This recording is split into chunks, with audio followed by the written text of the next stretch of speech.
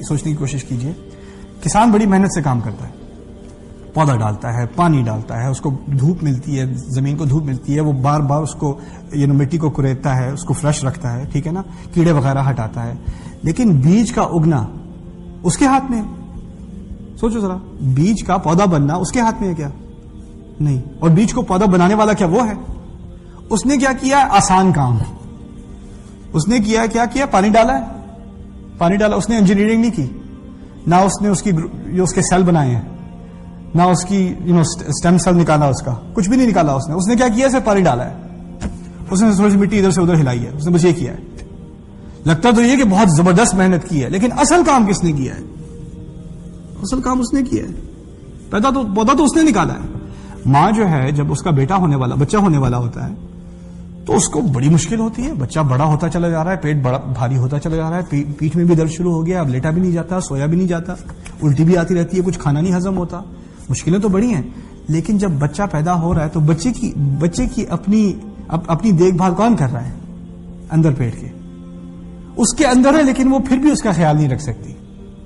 اس کے اندر ہی کبھی کبھار بچے, سبحان اللہ, جب اللہ چاہتا ہے تو بچے اپنی ماں کے پیٹ کے اندر ہی اللہ تعالیٰ کو لے جاتا ہے جب اس کی خواہش ہو. اس مفلحون سے یہ بات نکلتی ہے. دیکھو, تمہیں اللہ تعالیٰ کی طرف ایسا توکل کرنا ہے جیسا کسان کرتا ہے. اس لیے کسان لوگ جو ہوتے ہیں نا, ان میں علم نہ ہو نہ ہو, خدا پر بڑا یقین ہوتا ہے ان کو. دعا والے لوگ ہوتے ہیں, بے شک جاہل بھی ہوں, کچھ بھی نہ دین کے بارے میں بھی کچھ نہ پتا ہو, لیکن دعا بڑی کرتے ہیں. الٹی سیدھی بھی کریں گے تو دعا بہت کریں گے, کیونکہ انہیں پتا ہے کہ ان کے ہاتھ میں کچھ نہیں ہے, یہ خدا کے ہاتھ میں ہے. اولئک هم المفلحون. یہ ذہنیت ہمیں قائم کرنی ہے اپنے بارے میں. ہمارے ہاتھ میں کچھ نہیں ہے, سب چیزیں اللہ تعالیٰ کے ہاتھ میں ہیں. اب ہم ایسے دور میں رہ رہے ہیں کہ آپ کی جاب ہے, آپ اچھے کالج میں گئے, آپ نے اپنی تعلیم حاصل کی, تعلیم لینے کے بعد آپ نے اپنا ریزیومے بنا کے کہیں انٹرویو دیا, انٹرویو کے نتیجے میں آپ کو جاب ملی. آپ کے دماغ میں یہ بات آئی کہ کیونکہ میں اچھے کالج میں جا کے اچھی تعلیم لے کے, اچھے اسکور لے کے, اچھی انٹرنشپ کر کے, اچھا انٹرویو دے کے اس جاب تک اس لیے پہنچا ہوں کیونکہ میری اپنی صلاحیت ہے, میں اپنی وجہ سے پہنچا ہوں. ماشاء اللہ بس کہنے کی بات ہے, ماننے کی بات نہیں ہے.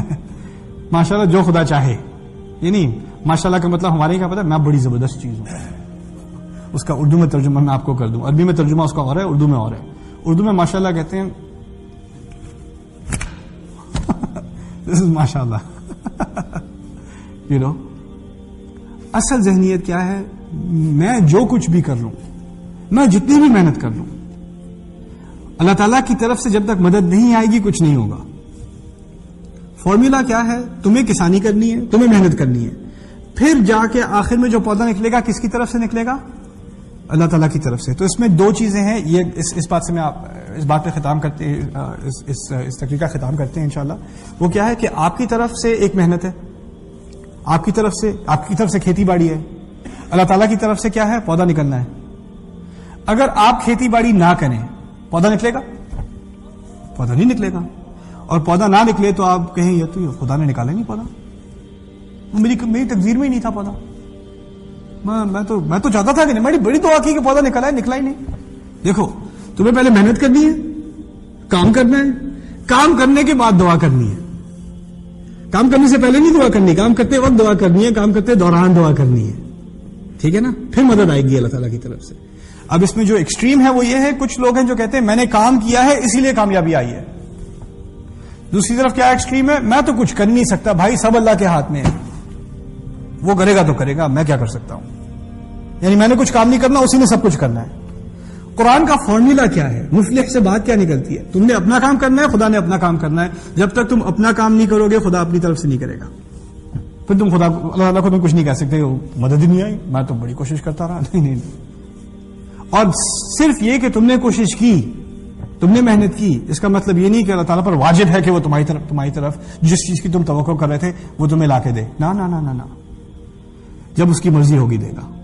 لیکن ایک بات کی گارنٹی ہے, جب تک کوشش نہیں کرو گے تو گارنٹی ہے نہیں دے گا. کوشش کرو گے تو امید ہے, گارنٹی نہیں ہے, امید ہے کہ دے دے گا. کوشش نہیں کرو گے تو گارنٹی ہے نہیں دے گا. بیٹھے رہو. ٹھیک ہے نا؟ اولئک هم المفلحون. اس کی آخری مثال صحابہ کی لے لیجیے. صحابہ جاتے ہیں بدر میں, بدر کا واقعہ آپ کو پتا ہوگا کہ بدر میں اللہ تعالیٰ نے اپنی طرف سے 3000 فرشتے بھیج دیے تھے. صحابہ اس طرح کے آثار بیان کرتے ہیں کہ تلوار چلاتے تھے, تلوار دشمن پر لگنے سے پہلے وہ کٹ جاتا تھا. تلوار پہنچی نہیں, وہ کٹ گیا. 3,000 من الملائکہ, قرآن نے اس بات کا ذکر کیا ہے, 3000 فرشتے. لیکن پہلے کون پہنچا میدان میں؟ سوال یہ ہے, پہلے کون پہنچا؟ پہلے صحابی پہنچا, اور بالکل کچھ بھی نہیں اس کے ہاتھ میں, اکا دکا تلواریں ہیں, 3-4 گھوڑے, کچھ بھی نہیں ہے. وہ لے کے 313 کی فوج لے کے وہ 1000 کے خلاف پہنچا مومن. پھر جب اس نے اپنی طرف سے کوشش دکھائی, اپنی طرف سے محنت کی, پھر اللہ تعالیٰ کی طرف سے کیا آئے؟ فرشتے آئے. فرشتے پہلے سے نہیں پہنچ گئے تھے بدر کے میدان میں, اور جب مسلمان وہاں پہنچے تو فرشتے پیچھے مڑ کے کہتے ہیں ہم تو 3 بجے سے ہم بیٹھے ہیں یہاں پہ, آپ کہاں تھے؟ ایسی کوئی بات نہیں ہوئی. فرشتے پہلے نہیں آتے, فرشتے بعد میں آتے ہیں, مدد بعد میں آتی ہے. پہلے تم ظاہر کرو, پہلے تم اس بات کا ثبوت دو خدا کو کہ تم مدد کے مستحق ہو. جب تک اس بات کا ثبوت نہیں دو گے مدد نہیں آئے گی. یہ ہے فارمولا ہمارے دین کا.